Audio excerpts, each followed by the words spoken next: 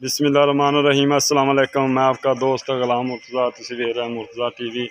दोस्तों माशाल्लाह मज दोस्तां लैके आ गए हैं चंगा पुट्ठा और प्योर नीली दी माशाल्लाह थान मुठ मुठ दा लिबास चंगा मज नूं बरीक चमड़ी दी।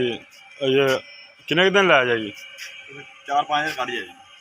अजे 5-6 दिन लै जाएगी जी माशाल्लाह। बहाना देख लो, थान बड़ा प्यारा लग्या और पुट्ठा चंगा मज नूं माशाल्लाह। पशम चंगी उत्ते किसी वीर नूं पसंद आए इनू लिया टोरते माशाल्लाह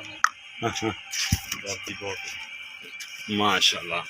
देखो ये 5-6 दिन लै जाएगी।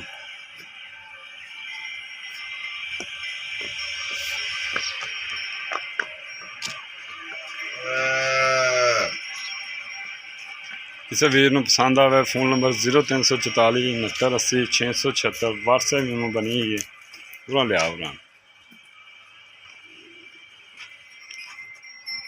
अख मन मन की अख लगी देखो, पशम चंगी, कुंडा सिंह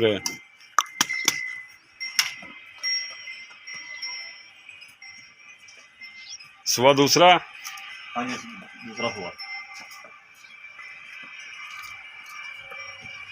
ये 5-6 दिन लै जाएगी मज माशाल्लाह। बरीक चमड़ी दी देखो, बिल्कुल कागज़ों की चमड़ी।